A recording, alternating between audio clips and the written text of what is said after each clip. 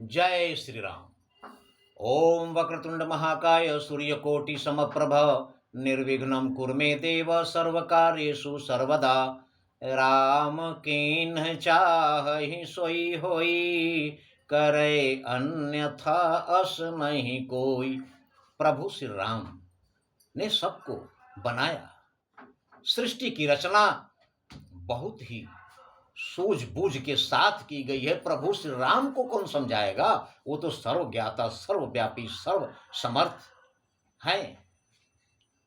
इसलिए उन्होंने बनाया है। किसी को अमीर बनाया, किसी को गरीब बनाया, क्योंकि सबको अमीर बनाने से भी दुनिया नहीं चल सकती और सबको गरीब बनाने से भी दुनिया नहीं चल सकती।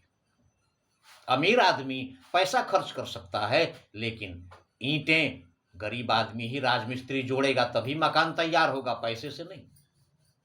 गरीब आदमी के पास पैसा नहीं है, इसलिए मजबूरी में वो अमीर आदमी के यहाँ नौकरी करेगा ही करेगा, तभी उसका घर का जीवन यापन हो सकेगा। इसलिए हर व्यक्ति जरूरी है इस दुनिया में। सब लोग, पशु पक्षी मनुष्य, सब दिन में जगते हैं, लेकिन कुदरत का करिश्मा देखिए, प्रभु श्री राम का खेल देखिए। ऐसे भी जीव बनाए हैं जो रात में जगते हैं, दिन में सोते हैं, रात में जगते हैं, क्योंकि उनकी ड्यूटी रात की है। उदाहरण स्वरूप चमगादड़ और उल्लू, ये दो जीव ऐसे हैं जो रात में जगते हैं। रात में जब पूरा संसार सो रहा होता है, उस समय पृथ्वी के अंदर से ऐसे ऐसे जहरीले कीटाणु निकलते हैं जो एक बार काट दे तो उस आदमी का बचना मुश्किल हो जाएगा। लेकिन जैसे ही वो पृथ्वी से बाहर निकलते हैं, ये जो दो जीव हैं, चमगादड़ और उल्लू, ये उन जीवों को खा जाते हैं। इनको सृष्टि की सुरक्षा के लिए प्रभु श्री राम ने बनाया है।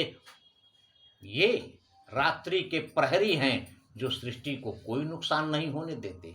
प्रभु ने कैसे रचना की है सृष्टि की, इसका हम लोगों को अंदाजा भी नहीं है, अनुमान भी नहीं है, क्योंकि प्रभु क्या करते हैं, वो लीला तेरी तू ही जाने, उनकी लीला तो वही जानते हैं। सिर्फ प्रभु को पाने का एक ही उपाय है और वो है परोपकार। दूसरे का भला करेंगे, प्रभु इसमें अति प्रसन्न होते हैं। वृक्ष कबहु नहीं फल भखे, नदी न संचय नीर। पेड़ अपना फल खुद कभी नहीं खाता, उसका फल दूसरे लोग खाते हैं। नदी न संचय नीर, और नदी जितना भी उसमें जल होता है दूसरे लोग उसका उपयोग करते हैं, नदी स्वयं उसका उपयोग नहीं करती। उसी प्रकार परमार्थ के कारणे साधुन धरा शरीर। सज्जन व्यक्ति दूसरों के लिए ही शरीर धारण किए हुए हैं, वो अपना स्वार्थ कभी नहीं सोचते। इसलिए जो व्यक्ति दूसरों के बारे में सोचता है, उसके बारे में तो प्रभु श्री राम सोचते हैं, उसे अपनी चिंता करने की कोई आवश्यकता ही नहीं है। और जो सिर्फ अपने बारे में सोचता है, प्रभु श्री राम उसके बारे में क्यों सोचेंगे? इसलिए अपने बारे में सोचने वाला व्यक्ति हमेशा दुखी होता है, लेकिन दूसरे के बारे में सोचने वाला व्यक्ति प्रभु श्री राम के संरक्षण में आ जाता है। प्रभु श्री राम उस पर विशेष कृपा करते हैं। इसलिए प्रभु श्री राम कहते हैं कि जननी जनक बंधु सुत दारा, तनु धनु भवन सुहृद परिवारा।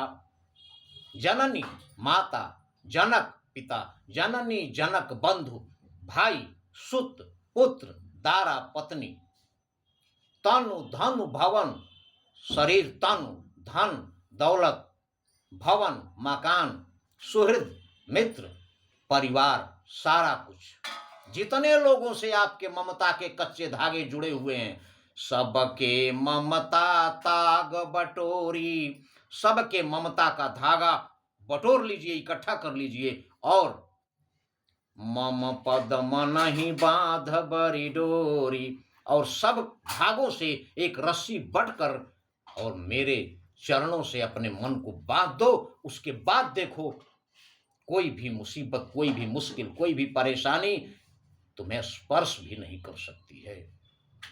इसलिए प्रभु श्री राम की शरण में आ जाने के बाद सारी चिंता उनको हो जाती है, हमें चिंता करने की क्या जरूरत है, क्योंकि जिसके सिर ऊपर तुम स्वामी सो कैसे दुख पावे, वो कभी दुखी हो ही नहीं सकता। इसलिए सब कुछ त्याग कर प्रभु श्री राम के सहारे हो जाएं।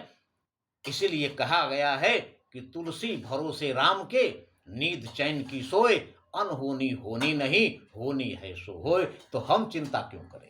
इसलिए प्रभु श्री राम को याद करें और अपने जीवन को सुखमय बनाएं। जय श्री राम।